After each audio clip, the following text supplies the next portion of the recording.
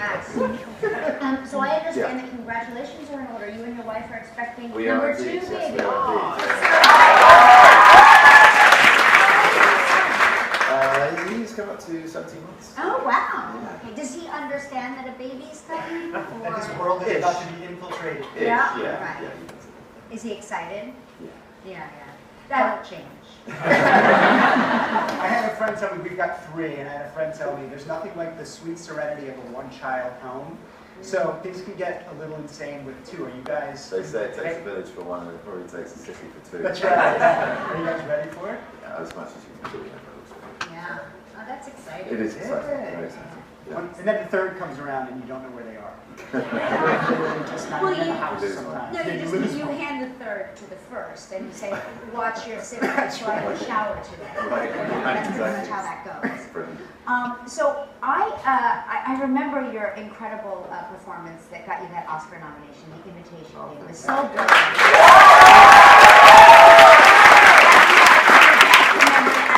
You're more of a photo bomber. You were the photo bomber of the year. Yeah, not that year. I think I was a little bit more sober that year, but the Oh, year right. before. Yeah. I mean, Yeah. I blame Ellen DeGeneres. I mean, she and her team, they were handing out stuff on the red carpet. You should not give a young man to I mean, That is like There was no seriously. excuse for that one. yeah. A lot Yeah. of people just like sit back there. You're super active back there. I like that I'm you're kind of in named. recovery now. I'm sort of, I'm at ease with sitting rather than jumping. I'm at ease with people having their photographs and jumping over them. But I like yeah, it that was your great name fun. lends itself to so many, like, Cumber bombing is what people That's a call nice it. term, yeah. Cumber bombing. Yeah, it has done since the age of 4 when I got called cucumber patch. It's like, oh well, here we go. It's a lifetime. So you're hosting, this is such a huge deal, you're hosting SNL. Yeah, which is... Have you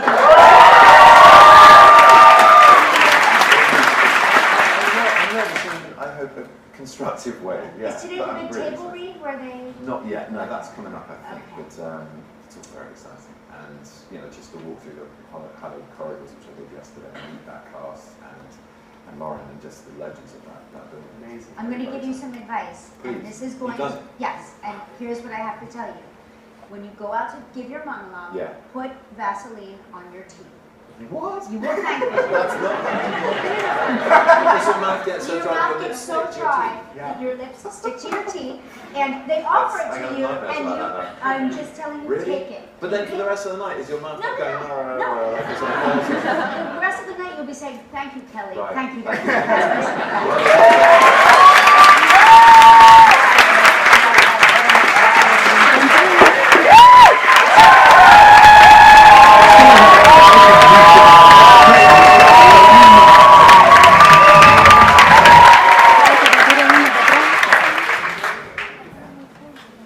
Is that good? Yes.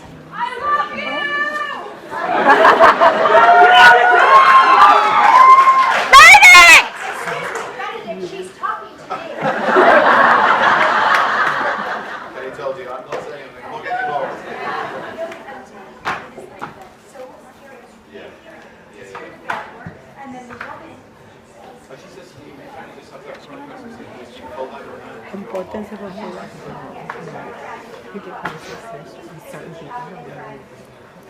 Can you guys hear what we're saying? No. So it's a form of madness that you go into when you host SNL. You put your hand out, you're literally then dragged around the studio from one set to the other. Kelly was saying, she was literally flipped up. Oh yeah. So go ahead. No, we were just talking about, I was talking about with the pros here who've done it already, hosting the show SNL, and We're such pros. you are, and you literally, you put your hand out and you are dragged around the set. That's literally how it works. So that's, yeah. And I don't know if you've experienced this yet, but the whole week, everyone's coming up, and you can be as you are, as talented a human being as possible, but they still don't know. No one knows what's going to happen on Saturday night. So all week long, there's people coming up going, "You're doing great," and then there's this extra little linger, like, "Is he doing great?" I don't know exactly how he's doing.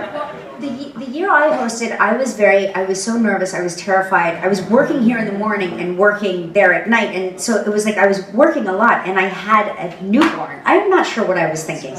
So yeah, but no matter how nervous I was, they kept saying, "Well, this is nothing compared to Halle Berry." And on show night, I was like trembling backstage. They go, "This is nothing compared to Halle Berry," and I go, "What happened to Halle Berry?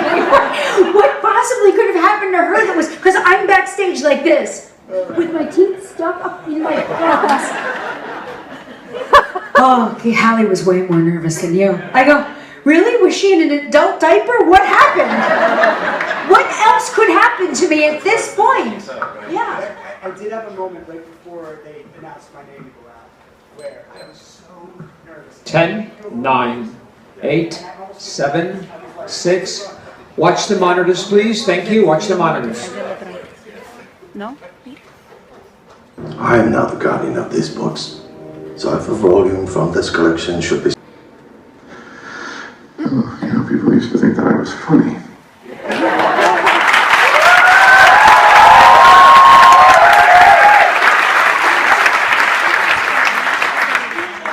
Master of mystic arts. That's correct. What are mystic arts? It's sorcery. It's dealing with other dimensional threats and holding our reality in the fabric of it as we know it or don't know it even together. So he's like he's a bracket avenger in the sense he holds their reality together. And that's what he learns to do in this film. So it's an origin story. So he begins as a neurosurgeon and works his way through this incredible character arc to being a sorcerer. And playing a superhero, obviously, you get to wear an awesome costume. Yeah, very awesome. How was that putting on the costume? It was amazing. I mean, that was the first real pinch yourself moment of like, I'm actually playing a superhero. I mean, it's very cool. I'm looking at this map. Does this have one with the, some of the superheroes have come on the show and they have a costume that does not allow them to breathe. Or to use the facility. Oh, facilities. Lightweight. Does yours have a facility? A facility loop. Path.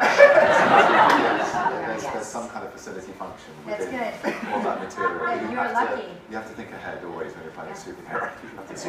You shot here in New York City, so you're running around New York City streets in that suit. How was that? Well, listen, I mean, look, by then I've been playing him for a little while, and you get over the silliness of doing that in front of the crew, but when you're on the New York streets, there are as many paparazzi as there are film crew.